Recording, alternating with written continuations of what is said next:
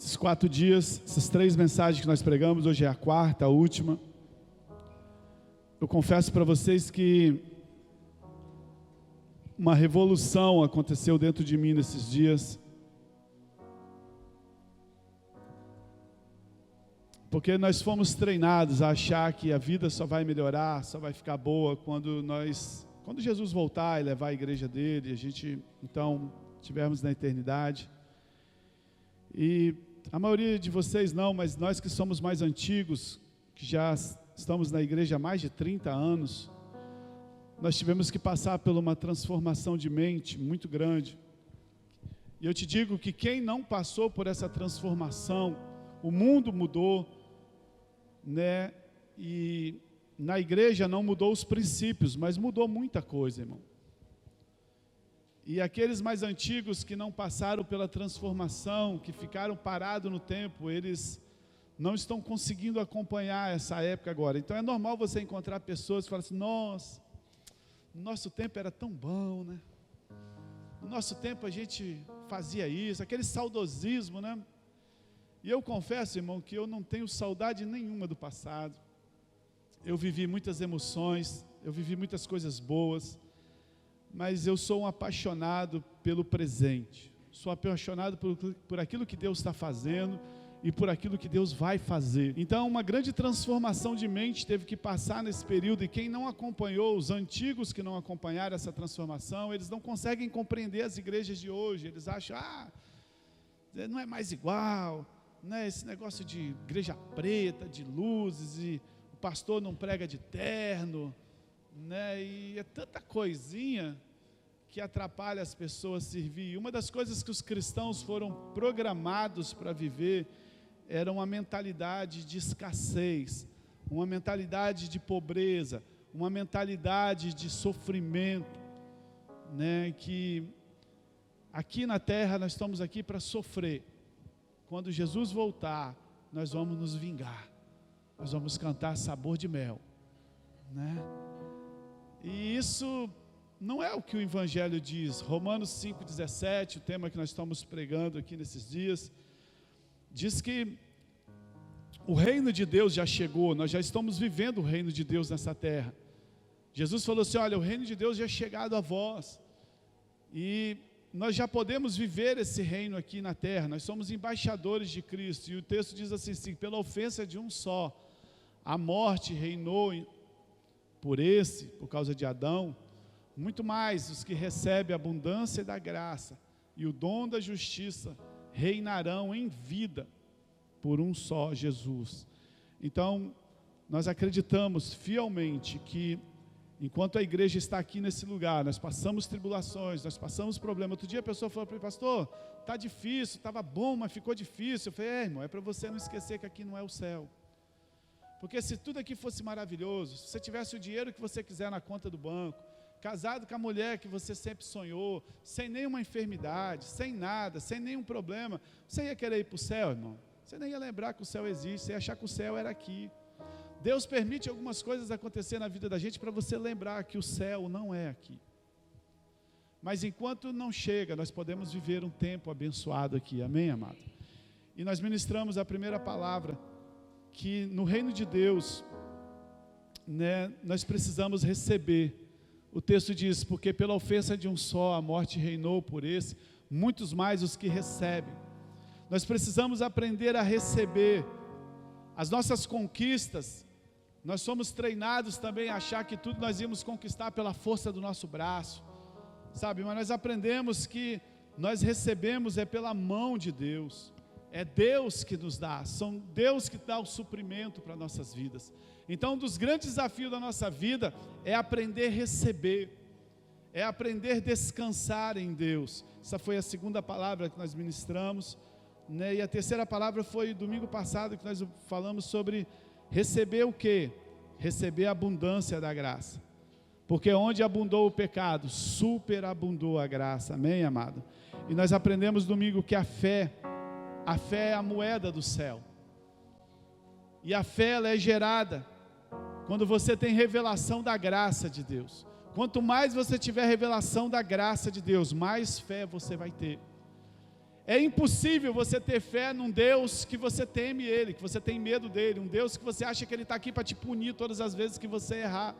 É impossível você ter fé num Deus que você nunca está pronto, nunca está perfeito, nunca está apto para chegar diante dEle. Então, quanto mais revelação você tem da graça, mais a sua fé cresce.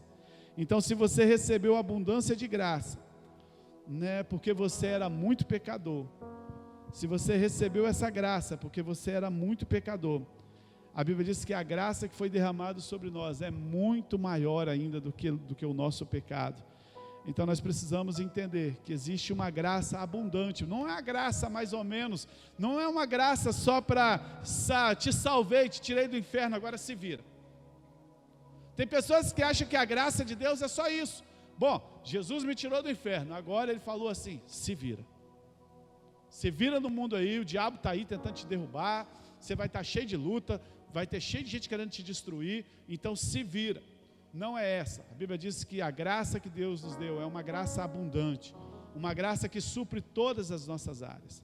E a última palavra de Deus nessa noite, para a gente terminar essa série, a terceira condição para reinar em vida, o texto diz que a primeira condição é receber a abundância da graça, e a segunda condição é receber o dom da justiça. Fala assim comigo, dom da justiça. A justiça é um dom. A justiça é um dom de Deus. E eu vou começar falando algo aqui na sua vida que talvez você já vai ficar doido já no começo. Deixa eu te falar uma coisa. Nós fomos feitos tão justos quanto Jesus.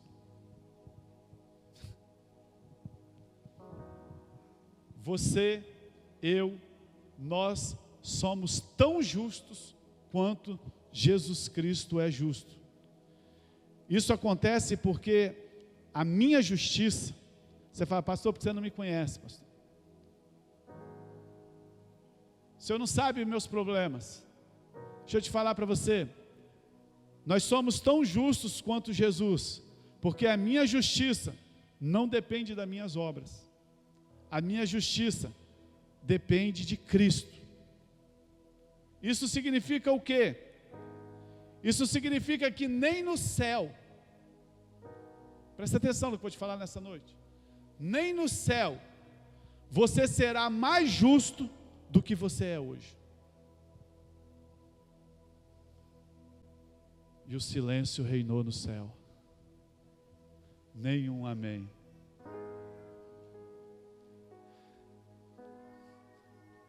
Nem no céu você será mais justo do que você é hoje.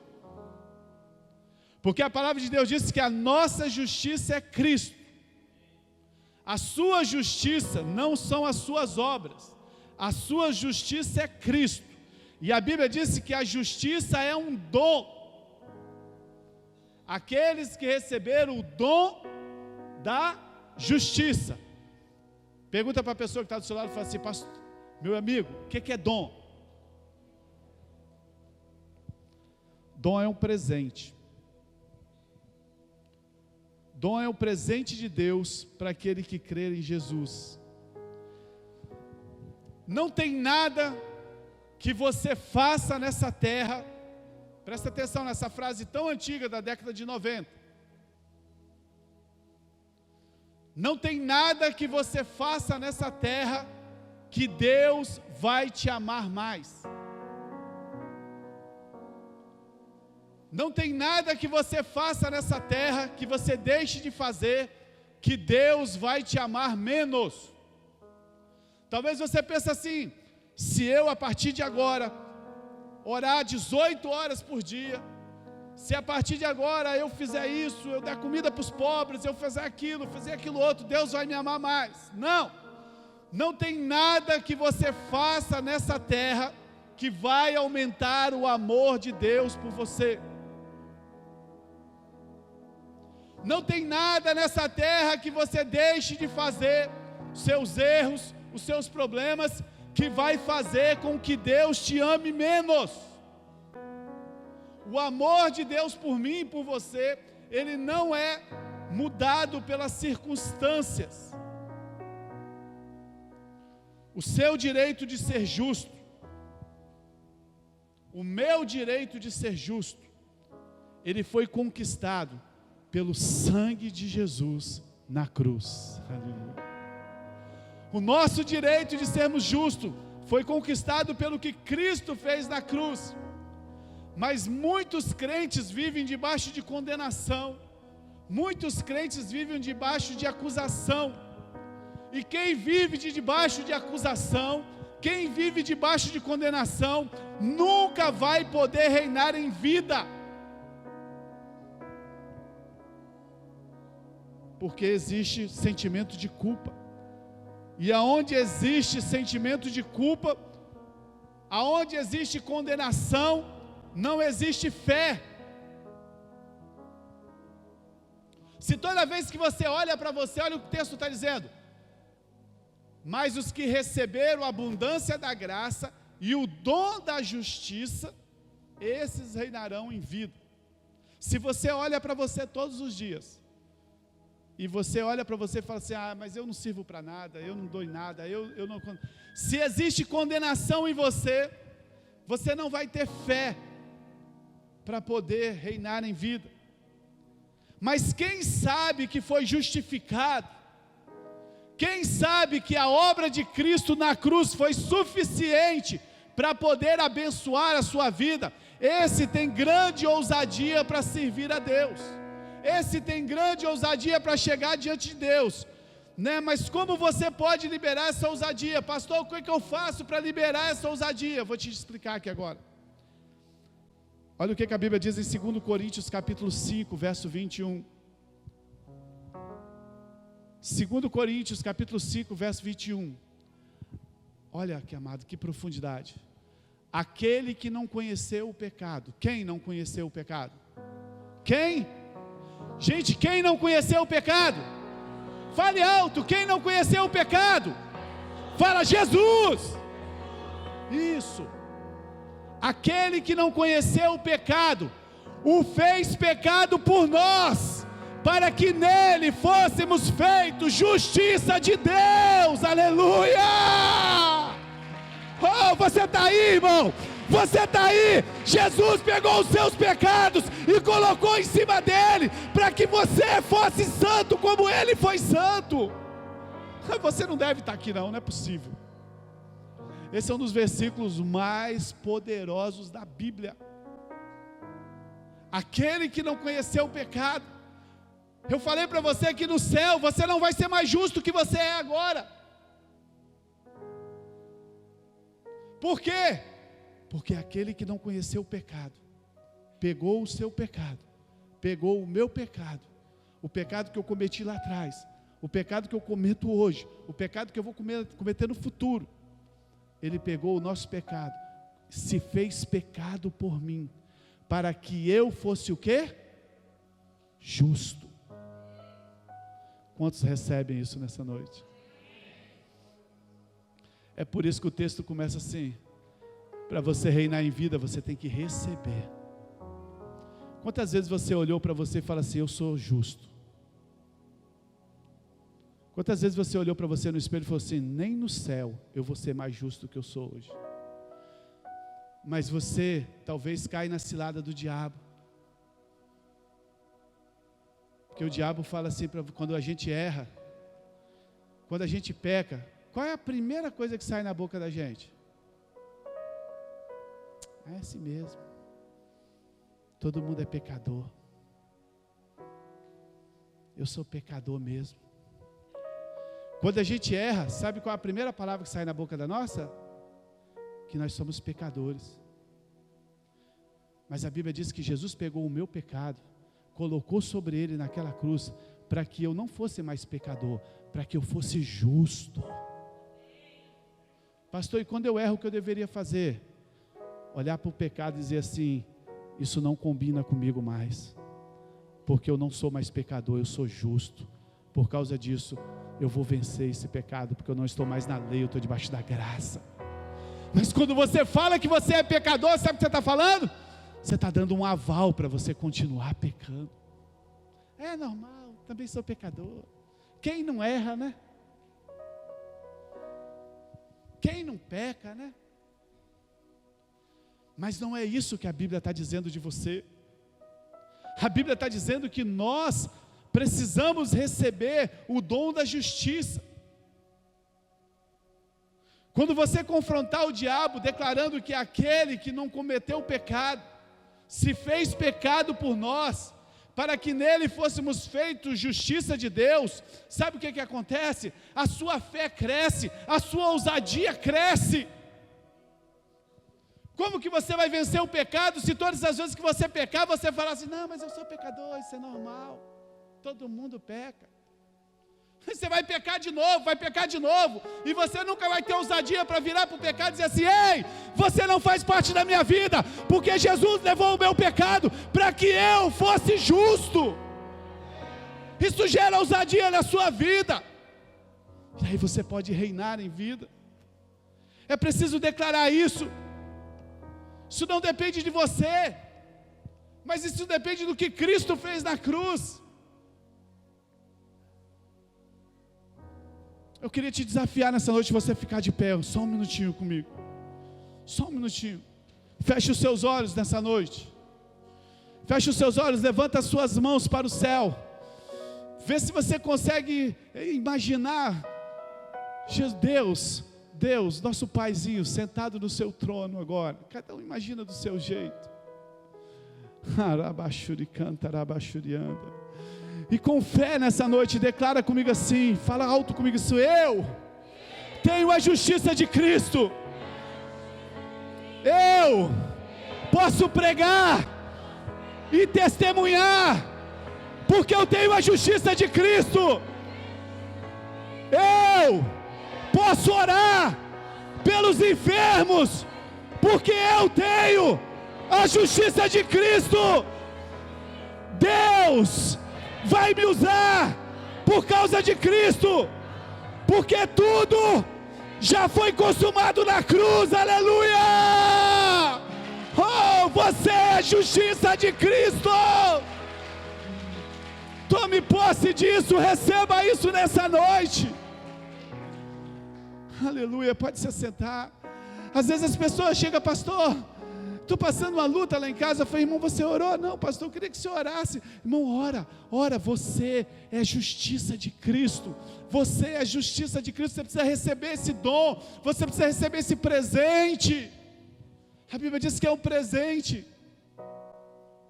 Como que você vai reinar sem ousadia?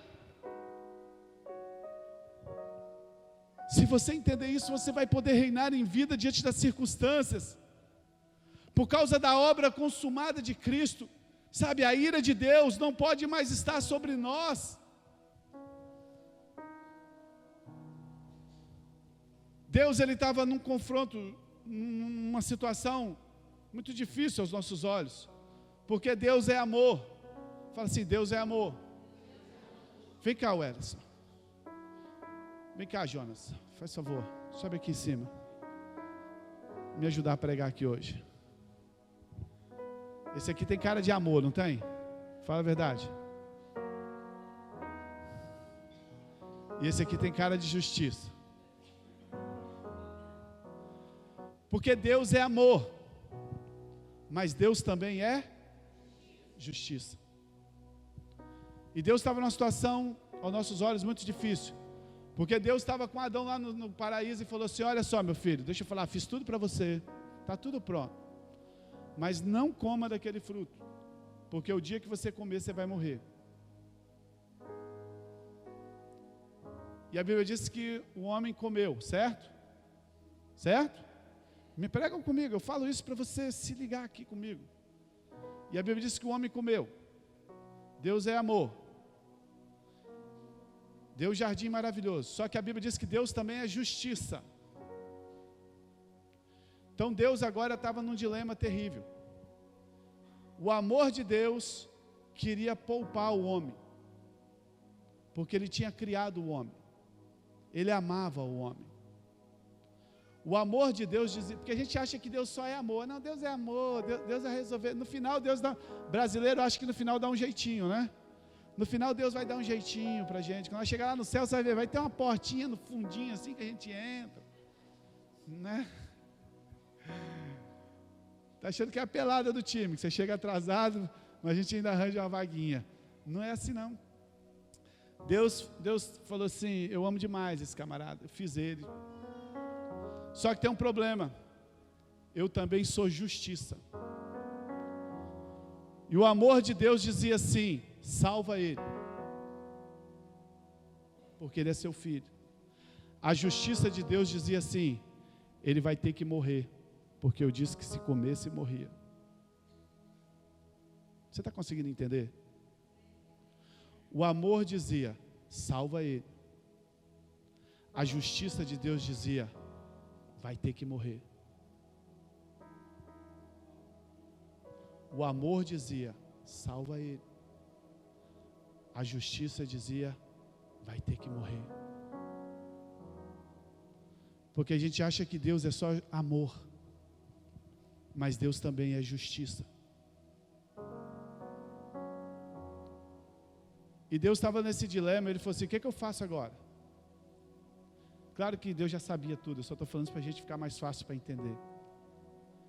O meu amor diz que eu tenho que preservar ele, mas a minha justiça diz, eu estou precisando do terceiro aqui, é você, o terceiro é você está de branco, é você. Você vai ficar aqui no meio. Estava faltando, é que esse teatro muito bem ensaiado é assim. O amor dizia, de Deus, faz assim, sobre ele. O amor dizia, tem que salvar ele. A justiça dizia, tem que morrer. Só para você entender por que Jesus teve que vir na cruz. Porque às vezes você olha na Bíblia e fala, Jesus morreu na cruz. Por que Jesus morreu na cruz, hein? Só porque comeu uma fruta? Jesus e Deus conversando, vem cá, amor. Você é Deus, eu sou Jesus. Sou Jesus porque eu vou ter que subir lá, tá? E aí, o que nós vamos fazer? Eu salvo ou eu mato? Jesus olhou e falou assim, Pai, vamos resolver o problema? O seu amor vai ser suprido. Eu vou na terra e vou pagar o preço que nenhum homem pode pagar. Eu vou morrer na cruz e eu vou, junto com o seu amor, nós vamos amar ele. E eu vou então cumprir toda a justiça que o Senhor precisa que seja cumprida. Porque nós daríamos um jeitinho. O nosso filho erra lá em casa, o seu filho erra lá em casa, seu filho erra, aí você fala assim, não, quando seu pai chegar à tarde, você vai ver. Quando seu pai chegar à tarde, você vai ver quando seu pai chegar. Aí o pai chega à tarde cansado, fala, deixa esse menino quieto. E a gente acha que Deus ia fazer a mesma coisa, deixa esse menino quieto. Não, o amor dizia, tem que viver. A justiça dizia, tem que morrer. E o que Deus faz? Ele manda Jesus na terra. Por amor, Deus amou o mundo de tal maneira. Deus amou, porque Deus é amor. E Ele amou o mundo de tal maneira que Ele deu Jesus, para que Ele morresse, para que a justiça fosse cumprida. Alguém tinha que morrer, e Jesus foi a nossa justiça, e cumpriu a vida dele. Aleluia! Está tudo pago, não devemos mais nada. Aleluia! Aleluia! Uma salva de palmas para os nossos teatreiros aqui. Obrigado. Obrigado, meu filho. Amado, a ira de Deus foi suprida quando Jesus morreu por nós. Toda a ira de Deus por causa do pecado caiu sobre Jesus naquela cruz. Meu amado, foi o momento mais terrível que já existiu na humanidade. Agora, se toda a ira da humanidade caiu sobre Jesus na cruz, deixa eu te falar, deixa eu te dar uma boa nova aqui hoje. Não sobrou nada para nós mais. não sobrou mais ira nenhuma de Deus para nós mais. Deus não está irado conosco, Deus não está aborrecido conosco. Não é como no Velho Testamento, quando você vai ler, que tinha dia que Deus estava junto com o povo abençoando, depois Deus estava lá amaldiçoando, porque o povo não cumpria as coisas. Deus um dia estava feliz, outro dia estava zangado com o povo. Não é mais assim. Por causa da justiça de Cristo na cruz, por causa daquilo que Jesus pagou na cruz, Deus olha para nós hoje e Ele está feliz conosco. Por isso você pode reinar em vida, porque nós somos justiça de Deus. Isso é a justiça.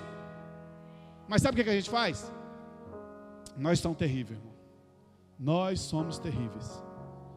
A gente começa a olhar para nós procurando alguma justiça em nós. A gente começa a olhar para nós procurando a gente faz uma introspecção em nós, e a gente fica o tempo todo nos analisando, tentando achar em nós aquilo que Jesus já lançou fora. A gente fica olhando para a gente assim, nossa, mas parece santidade, né? Parece santidade, parece zelo. Nossa, eu estou aqui, mas nada, na verdade é pura carne. Aquilo que parece ser santidade, na verdade é carnalidade. Por quê, pastor? Porque é a carne tentando se justificar diante de Deus. Não, olha só, eu estou fazendo, tá, Deus? Está vendo que eu estou orando muito? Está vendo, Deus, como eu estou buscando? Está vendo como é que eu estou fazendo? Está vendo a roupa que eu estou usando? É a carne tentando se justificar diante de Deus, sem depender de Jesus. Toda vez que você tentar se justificar de Deus sem depender de Jesus, você está falando que o sacrifício dele não valeu nada. Ouça, ficar nos analisando, eu preguei uns 4 domingos atrás, ficar nos analisando é função do Espírito. Se houver algo em você, a Bíblia diz que Ele vai te alertar, Ele vai te trazer luz, para você se arrepender e mudar a sua conduta. Hoje nós não precisamos mais ser convencidos do pecado, nós já fomos quando nós nos convertemos. Hoje o trabalho do Espírito Santo é nos convencer da justiça. João capítulo 16, verso 8, eu preguei há uns 4 domingos atrás, essa é uma palavra que você deveria ouvi-la sempre. Coloque esse texto aqui para mim, João capítulo 16, 8. Ficar te convencendo, ficar te analisando é função do Espírito Santo, não é função sua mais não. E quando Ele vier, convencerá o mundo do pecado, da justiça e do juízo. Quando você aceitou Jesus, a Bíblia diz que o Espírito Santo te convenceu do pecado. O pecado que te iria levar para o inferno. O pecado de não aceitar Jesus, não é dos pecados, é do pecado. Depois que você foi convencido do pecado, o Espírito Santo agora vai te convencer da justiça. Irmãos, como é difícil receber o dom da justiça. Como é difícil a gente olhar para nós e falar assim, eu sou justo. Como é difícil para a mulher olhar para o marido e falar assim, eu casei com um homem justo, né? E para o homem olhar para a mulher e falar assim, eu casei com uma mulher justa, né? Mas a gente gosta de olhar os problemas, a gente gosta de olhar aquilo que Cristo já levou na cruz. O Espírito Santo agora está nos convencendo da justiça, que nós somos justiça. Se o Espírito Santo não te convencer que você é justo, eu estou perdendo meu tempo aqui, mas eu estou falando só a palavra que Deus vai fazer. Porque eu não tenho poder para te convencer que você é justo. É o Espírito Santo que tem que nos convencer que agora nós somos justos. Assim você conhece. E quando você entende isso, é fácil você saber quando é o diabo que está trabalhando na sua vida e quando é o Espírito Santo que está trabalhando na sua vida. Porque tem uma diferença. Quando o diabo está trabalhando, ele trabalha em cima de acusação. Ele fica te acusando. Mas quando é o Espírito Santo que está trabalhando na sua vida, ele trabalha em cima do convencimento. Ele está te convencendo que a atitude que você está tendo não é uma atitude de um filho de Deus. Muitos estão debaixo da acusação do inimigo, pensando que é o Espírito Santo. Muitos estão vivendo uma vida miserável nessa terra, o inimigo está montado em cima dele, e ele está achando que é o Espírito Santo, é acusação. Não, o Espírito Santo não te acusa, o Espírito Santo te convence. Quando o Espírito Santo opera, ele convence que mesmo quando falhamos, nós continuamos sendo justiça de Deus em Cristo. Ele nos convence que nós já fomos perdoados, amém? Essa é a obra do Espírito Santo sobre a igreja agora. O Espírito Santo não está aqui te acusando que você vai, seu miserável, olha aí, você não presta para nada, você nunca consegue, você começa no final do ano, fala que vai ler a Bíblia e não lê. Você chega no final do ano e fala que agora você vai fazer uma coisa e não faz mais. Olha aí, sempre te acusando. Não, o Espírito Santo não faz isso. O Espírito Santo te convence. Ele convence, olha, você precisa ler a Bíblia. Você precisa orar mais. Você não está orando, olha, está vendo o que você fez no trânsito? Está errado. Ele vai te convencendo, mas enquanto ele te convence, ele vai trabalhando na sua vida e nunca deixando de esquecer que você é filho de Deus, que você é justiça de Deus, que o pecado que estava sobre si, Jesus tomou para ele na cruz e te fez justiça de Deus, aleluia. Evangelho que acusa, não é o evangelho do Espírito, o evangelho que acusa é o evangelho do inimigo. O Espírito Santo, ele nos traz convencimento. Irmão, pega o diabo não, irmão. Pega a pessoa desviada que está lá no mundo, que teve um encontro com Jesus. Conversa com ela o que ela está passando na vida dela. Para de acusar ela e conversa com ela. Você vai ver o que ela vai falar. Paz, eu estou aqui nessa balada, mas eu não fico bem aqui. Pô, estou aqui nesse negócio aqui, mas não está legal. Você está aqui, pô, não consigo, mas não está legal. Está faltando um negócio. Porque dentro dele o Espírito Santo está convencendo ele que ele é filho, que ali não é o lugar dele. O Espírito Santo não está lá acusando ele, não. O Espírito Santo está lá convencendo ele. A vontade de Deus é que a gente possa reinar em vida. Se você tiver revelação da abundância da graça, se você conseguir ter revelação da abundância da graça que Deus derramou sobre as nossas vidas, se você tiver revelação do dom da justiça, amado, você vai ser conduzido a uma vida vitoriosa. Não é vontade de Deus que você viva uma vida miserável. Não é vontade de Deus que você viva uma vida, sabe, sem alegria. Não é vontade de Deus que você viva uma vida sem realizar os seus projetos, os seus sonhos. Mas enquanto nós fazemos isso, algumas coisas erradas vão acontecer nas nossas vidas. E quando isso acontecer, o Espírito Santo vai estar lá te convencendo que você é filho de Deus. A vida abundante disponível para você, amém, amado? Fala assim, eu recebo a vida abundante de Deus sobre a minha vida. Você pode desfrutar da sensação maravilhosa de estar em paz com Deus. Você não tem mais dívida com Ele. Tem muitos crentes que acham que eles têm uma dívida com Deus. Irmãos, não confunda gratidão com dívida. Todos os dias a gente ora agradecendo a Deus, Senhor, obrigado pelo ar que nós respiramos. Eu sempre orei, Senhor, obrigado. Desde criança eu sempre orei, desde que eu me converti, eu falava assim, já tinha virado uma oração mecânica já, né?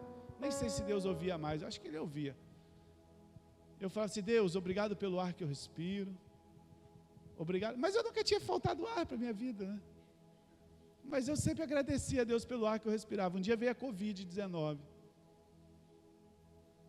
E eu falei, uau. Se Deus tirar só o ar de nós, já não sobra nada. Todo dia agradeça a Deus pela família que você tem. Agradeça a Deus pelo alimento que você tem. Agradeça a Deus pelas dificuldades também, porque é elas que te fazem crescer. Agradeça a Deus, isso é gratidão. Mas deixa eu te falar, nós não temos dívidas com Deus mais. Tem filhos achando que tem dívida com o pai. Toda a dívida foi paga na cruz do Calvário. Toda a justiça de Deus foi suprida, toda a ira de Deus foi suprida. Nós não temos mais dívida com Ele, porque Jesus falou assim, está consumado, está pago, Pai, o caminho está aberto. Se você se relacionar com Deus como um Deus que você tem uma dívida com Ele, como que você é um miserável, sabe, isso não honra a Deus, porque Deus, Ele é o Senhor dos senhores e Rei dos reis e Senhor dos senhores. Nós somos esses filhos amados de Deus, nós somos a glória de Deus nessa terra. Se você reinar em vida, sabe, lá no seu trabalho, eu estou encerrando essa palavra hoje, bem curtinha, porque é o final. Se você reinar em vida no seu trabalho, sabe o que vai acontecer, irmão? Sabe o que vai acontecer se você começar a reinar em vida lá no seu trabalho? Todos vão ver que você é abençoado.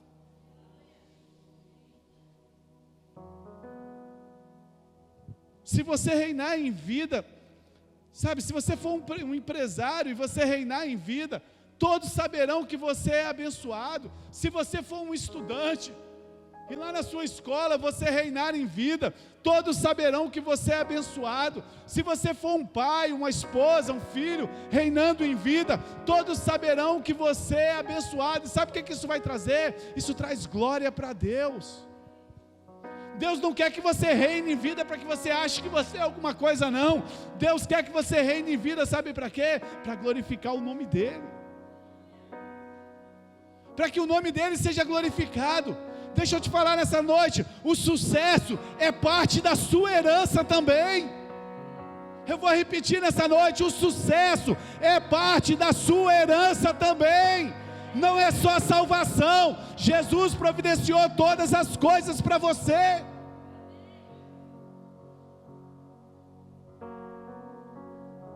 Isso faz parte da família. Às vezes eu fico pensando assim, Deus, por quê? Que tem filhos do Senhor que é bem sucedidos em várias áreas, e tem filhos do Senhor que não é bem sucedido em nada. Não somos todos seus filhos, ó Pai? Não somos todos filhos do Senhor? Todos nós não te aceitamos? A palavra de Deus não diz que Deus não faz acepção de pessoas. Deus não faz acepção de ninguém. Deus ama todos igualmente. Por que uns têm sucesso e outros não têm?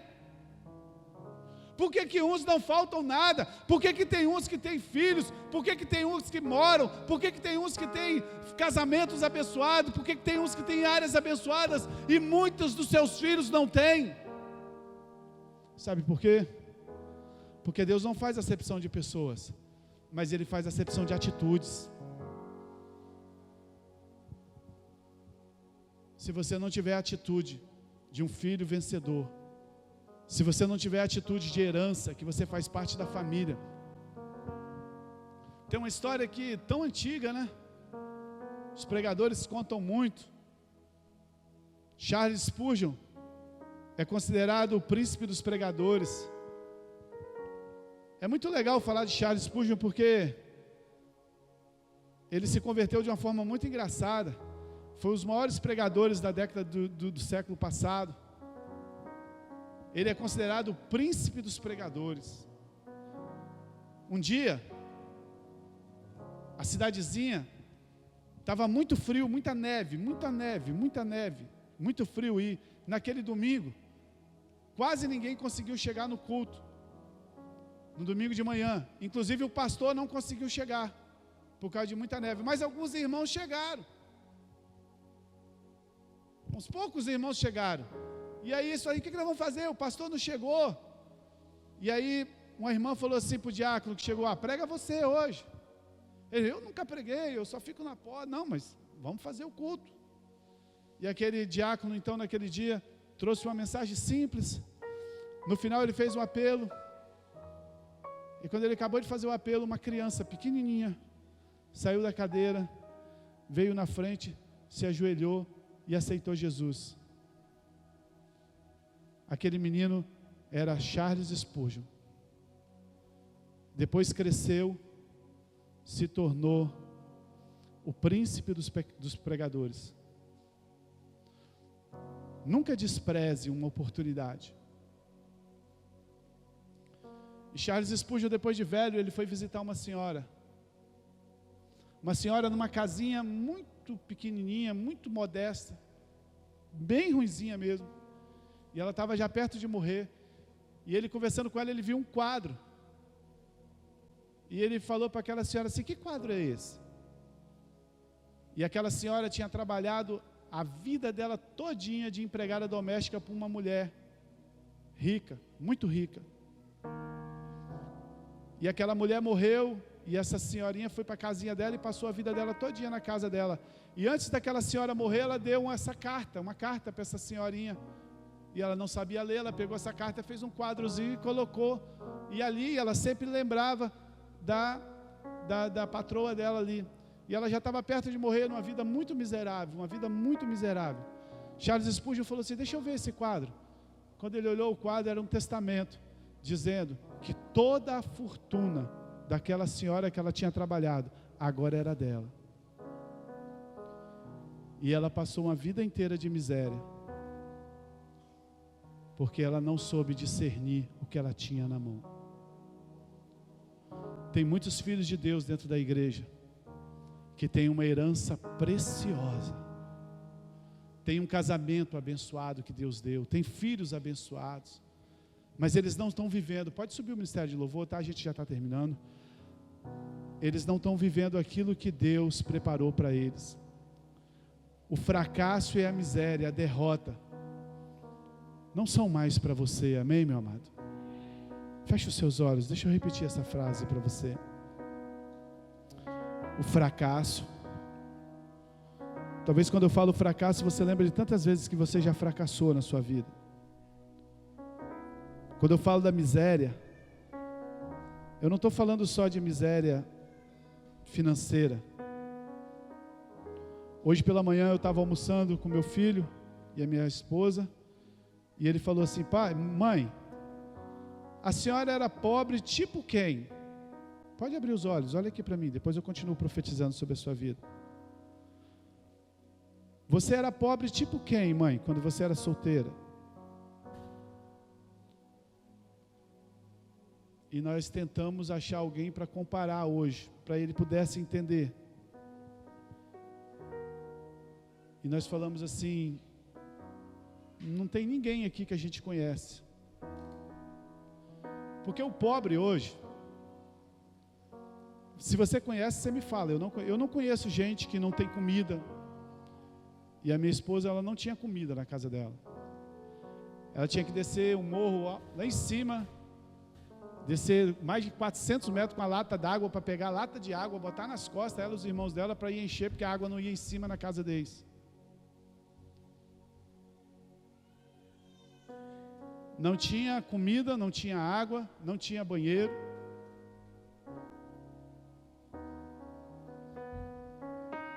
Não tinha nada. E eu tentei achar alguém assim para mostrar para o meu filho, e eu simplesmente não achei. Porque o pobre hoje, por mais pobre que ele seja, ele tem um iPhone.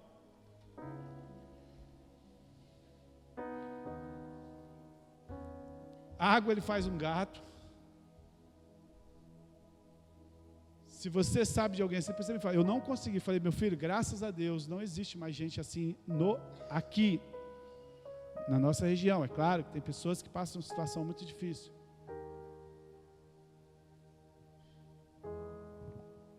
Talvez você já teve alguns fracassos na sua vida, mas eles não foram para te derrubar, eles foram para você crescer. Talvez você já passou alguma miséria na sua vida, não esse nível que eu te falei, mas outras. Talvez você já experimentou, feche os seus olhos, que eu quero profetizar sobre você. Talvez você já experimentou derrotas na sua vida. Mas deixa eu te falar, essas coisas não são mais para você, amém? Deus liberou uma herança sobre a sua vida.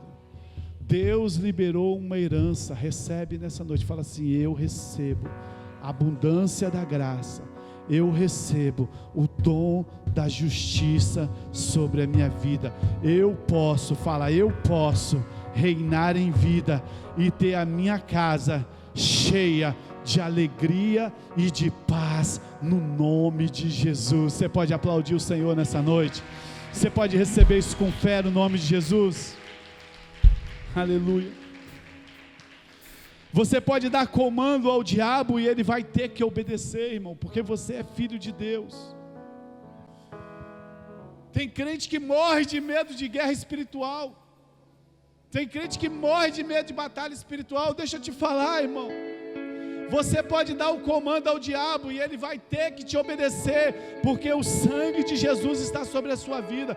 Você pode dar ordem às circunstâncias e elas terão que mudar em nome de Jesus.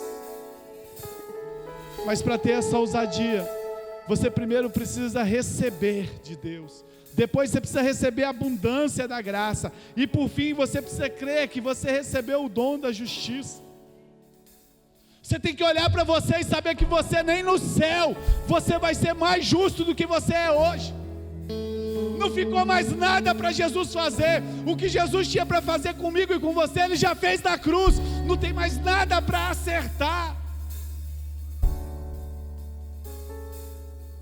Para de ficar olhando para as dificuldades e dizendo que você não consegue. Se Deus mudou a sorte da minha esposa, se Deus mudou a sorte de tantas pessoas, Ele vai mudar a sua sorte também.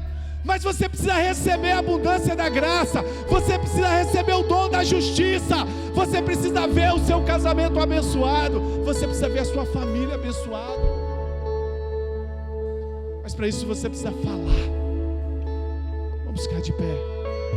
Pastor, eu acredito em tudo isso que o Senhor falou, mas como que isso vai mudar? 2 Coríntios capítulo 4, verso 17, crê, por isso falei.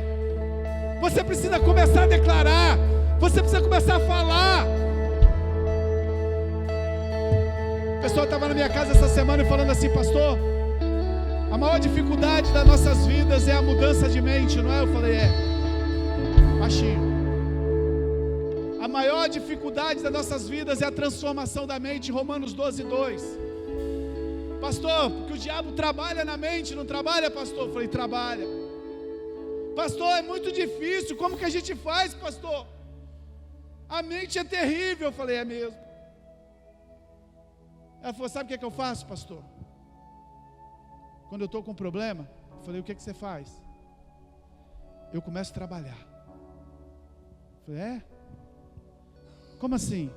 Quando começa a vir problemas na minha cabeça, que o diabo está trabalhando na minha mente, eu começo a trabalhar, para me esquecer. Eu falei: e depois que você para de trabalhar, eu volto tudo de novo. Então não está resolvendo. Pastor, o que eu faço? Eu falei: só tem um jeito de resolver. Realmente, a batalha está na mente. Realmente, se a sua mente não for transformada, você nunca vai reinar em vida. Se você não começar a ir para aquela fotografia, quantos estão com a fotografia aí da primeira mensagem? Levanta a mão. A fotografia que você foi 5 anos na frente, amém? Isso. Se você não for para a fotografia, o diabo quer destruir a sua mente, ele quer trabalhar na sua mente, para que você nasceu para ser miserável mesmo, você nasceu para ter sucesso. Não, sucesso não é para mim, sucesso é para o pastor, sucesso é para o fulano, né? Você viu a mulher do pastor? Não tinha água, mas agora está vendo? Sucesso é para todo mundo. Pastor, o que eu faço então? Deixa eu te falar uma coisa mais poderosa do que a mente. Quem quer descobrir uma coisa mais poderosa que a mente? Levanta a mão bem alto e fala assim: pastor, me fala, o que é mais poderoso do que a mente?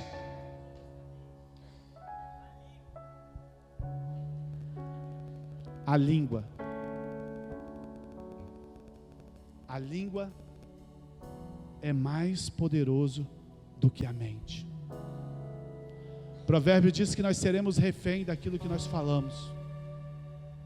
Você quer ver o negócio? Eu falei para ela assim, para a pessoa que estava lá em casa: começa a pensar alguma coisa. Ela começou a pensar. Eu falei: agora fala seu nome. Quando ela foi falar o nome dela, eu falei: o que aconteceu? Ela falou: minha mente parou de pensar. Quando você fala, a sua mente obedece. Esses dias Deus gerou para você fé. Esses dias Deus te ensinou. Só que se você sair daqui e você não começar a falar, nada vai acontecer. Teve um dia, uma noite que eu estava aqui no domingo, aqui nós terminamos o culto, eu falei assim: essa semana, vem cá minha filha, aqui. Eu falei: essa semana vai ser a semana mais abençoada que você já teve na sua vida. Uns ouvem. Amém? Outros levam a sério. Essa aqui levou a sério. E ela falou assim: pastor, na semana que o senhor falou isso, que essa semana seria a semana mais abençoada da minha vida, eu estava com meu tio no hospital, e os médicos já tinham reunido a família que ia morrer. Não tinha mais jeito. Ela foi visitar o médico. Foi visitar o tio dela no hospital. E Deus deu oportunidade para ela.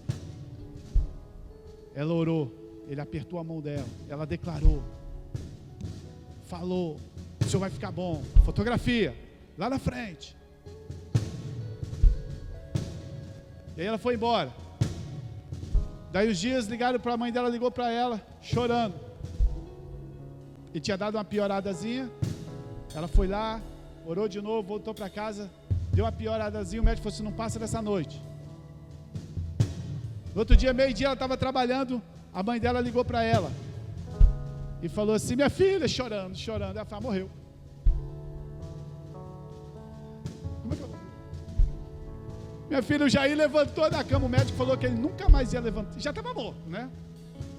Entubado. Mas deu tanto parada cardíaca que se desse um milagre, não andava nunca mais, não pensava nunca mais, não falava nunca mais, ia se vegetar.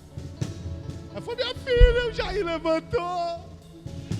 Ele está andando no hospital e está perguntando sobre as contas de telefone que tem para pagar. Só para provar que ainda andou e ainda pensou. Quando você fala, quando você declara, a mente tem que parar. Quando você fala, quando você declara, o mundo espiritual tem que obedecer. Porque a Bíblia diz: crie, por isso falei. Crie, por isso falei. Crie, por isso falei. Oh, pega essa fotografia que Deus te deu e fale todos os dias.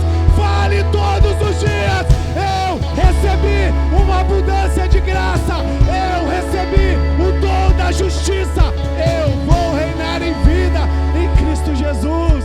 Entra lá na sua empresa e fala: essa empresa vai prosperar. Entra lá na sua casa e fala: essa casa vai ter fartura. Eu vou abrir a geladeira. Olha aqui pra mim.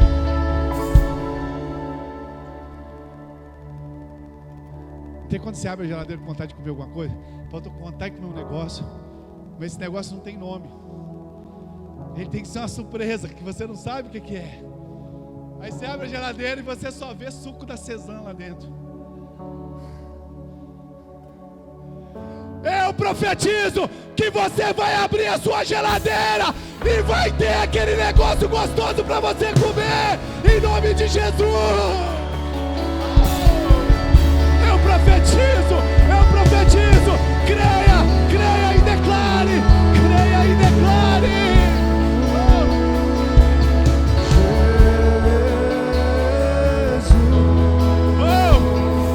Olhe para a fotografia e comece a declarar.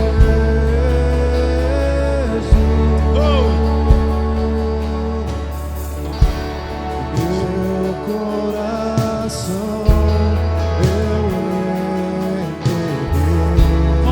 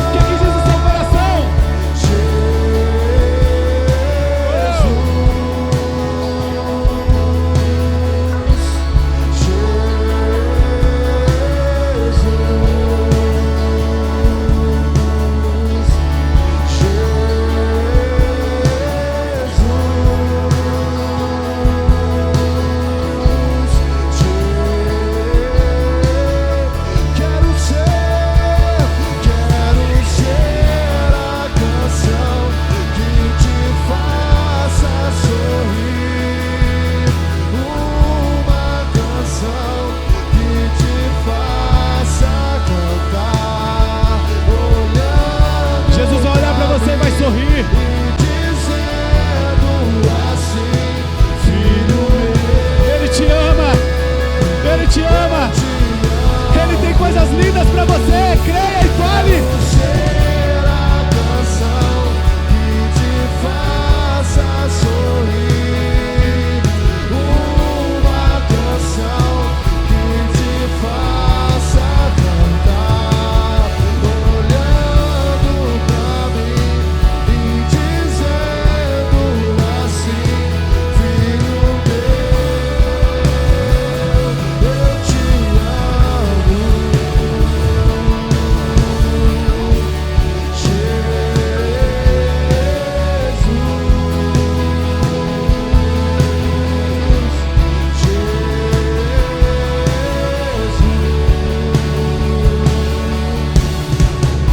Aleluia. Chame esse nome, chame esse nome.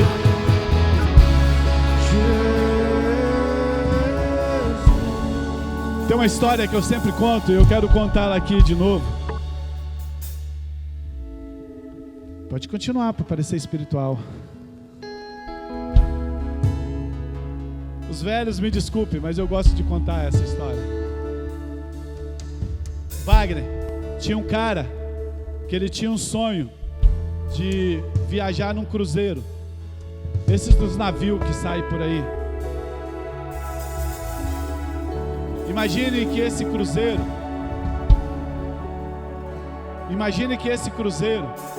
seja a sua vida aqui na terra que você está vivendo. E esse cara tinha o sonho de viajar, ô Tatiana, num cruzeiro, passear num cruzeiro. E aí, Leandro não, Gustavo, Leandro é aquele lá. Ele comprou a passagem do cruzeiro, ele juntou as pratinhas, juntou todo o dinheiro dele, né? Economizou uns meses, Adriele, e comprou a passagem do cruzeiro para viajar, porque o sonho dele era passar, acho que é 10 ou 15 dias, não sei, num navio, conhecendo. Quantos sonhos assim, irmão? Só eu e mais quem vai viajar nesse cruzeiro comigo? Eu. Fica com a mão em pé aí, fica a mão levantada aí quem sonha. Se você não sonha, não levanta para isso não, só você sonha mesmo para ir no cruzeiro. Pai, esses que estão sonhando viajar no cruzeiro aí, nós vamos fazer um cruzeiro junto, em nome de Jesus, amém? Eu recebo, em nome de Jesus. E aí, mas nós não vamos ficar juntando pratinha não, Deus, o Senhor vai dar essa viagem para nós com abundância. Amém. E o cara ficou juntando pratinha para viajar nesse cruzeiro, ô Fábio. E aí ele falou assim: rapaz, comprei a passagem, só que tem um problema, gastei meu dinheiro todo para comprar a passagem, mas eu vou realizar meu sonho, eu vou viajar nesse cruzeiro. Só que quando ele chegou, ele falou assim: mas só que tem um problema, rapaz, não sobrou dinheiro para nada. Eu vou passar acho que 7 ou 10 dias naquele cruzeiro, lá naquele navio, e eu não tenho dinheiro para comprar comida lá. Eu vou passar um sufoco lá, mas eu já tive uma ideia. Fala assim: ideia de quem não tem ideia é sempre porcaria. Ele falou assim: vou comprar um saco de pão e vou levar um saco de pão, porque aí eu vou aproveitando o cruzeiro e vou comendo pão. E aí ele chegou e levou um saco de pão pro cruzeiro. Chega lá todo mundo comendo, coisa boa. E ele botou o saco de pão lá na cabine dele lá. E aí dava fome, ele ia lá e comia um pão. E o pessoal naquele cruzeiro comendo aquele monte de coisa gostosa. E ele ia lá, via a piscina, tomava um banho, olhava o mar, dava fome, comia um pão. E aí o pessoal dava fome, comia um pão. Imagina, irmão. Segundo dia comendo pão. Terceiro dia o pão ficou velho, ficou duro. Pão duro. E aí ele estava lá roendo um pão na cabine dele, igual um ratinho já. O cruzeiro já tinha virado um inferno para ele. Aí passou um cara, olhou na janelinha assim, viu ele roendo um pão velho. Imagina, Fernando. E aí o cara falou: rapaz, o que você está fazendo? Pô, eu estou comendo, mas pão velho? É, cara. Pô, mas por quê? Rapaz, eu juntei meu dinheiro todo para... Denilson gosta dessa história, né, Denilson? Eu juntei meu dinheiro todo para pagar o cruzeiro, só que eu não tinha dinheiro para comer. E para não morrer de fome, eu trouxe um saco de pão. O cara falou assim: você tá doido, você é doido, para com isso, você tá maluco. Ele falou: por quê? Rapaz, deixa eu te falar, quando você comprou a passagem do cruzeiro, essa passagem te dava direito a todos os restaurantes do navio, te dava direito a toda a comida do navio, te dava direito a todas as coisas do navio. Para de comer pão velho, você tem direito a tudo. deixa eu te falar, quando Jesus Cristo morreu na cruz por você e por mim, Ele não só deu salvação no cruzeiro, Ele deu direito a todas as coisas do navio. A canção que te faça sorrir. Por isso declare. Que te faça cantar, olhando pra mim e dizendo assim: filho meu, eu te amo. Aleluia. Coloque as suas mãos assim na posição de receber.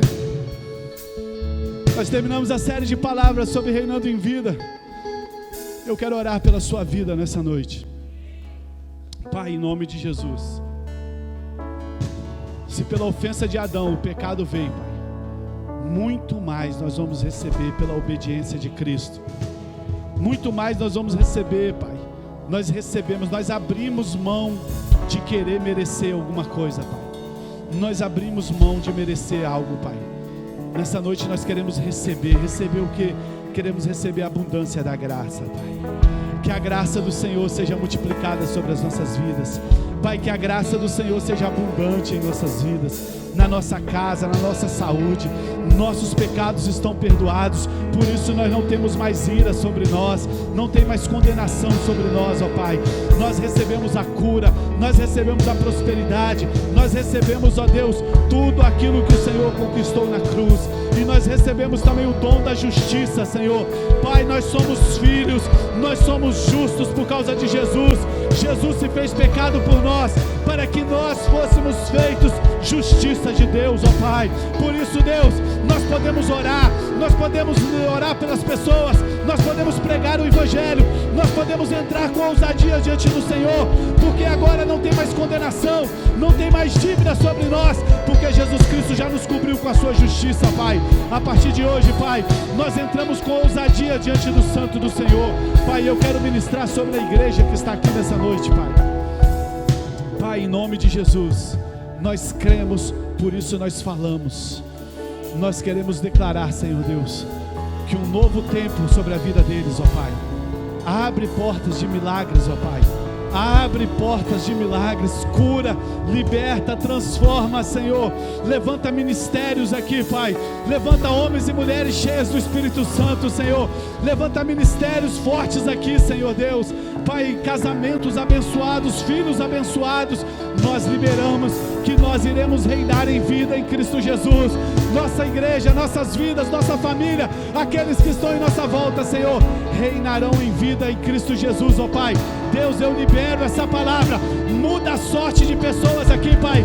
Quando eles entrarem nas suas casas, ó Pai, eles declararão uma nova vida, Pai. Eles declararão um novo tempo, Senhor Deus. Pai, aqueles que não têm móveis, ó Pai, dê móveis para eles, ó Pai. Dê condições financeiras, ó Pai. Abre portas de emprego, de carro. O Brasil está entrando em crise, mas nós não estamos em crise. Nós estamos em Cristo Jesus, ó Pai. Não há nada que o Senhor não possa fazer por nós, ó Pai. Nós abençoamos nessa noite os teus filhos. Declaramos a salvação dos seus familiares, ó Pai. Deus, em nome de Jesus, nenhum familiar nosso vai para o inferno, Senhor. Eles aceitarão Jesus, ó Pai. Eles morarão com Jesus na eternidade, Pai. Como ministro do Evangelho nessa noite, Pai. Como sacerdote do Senhor nessa noite, Pai. Nós liberamos essa palavra. E quem recebe, dê um amém bem forte. Dê uma salva de palmas bem forte. Em nome de Jesus. Aleluia! Oh, eu recebo!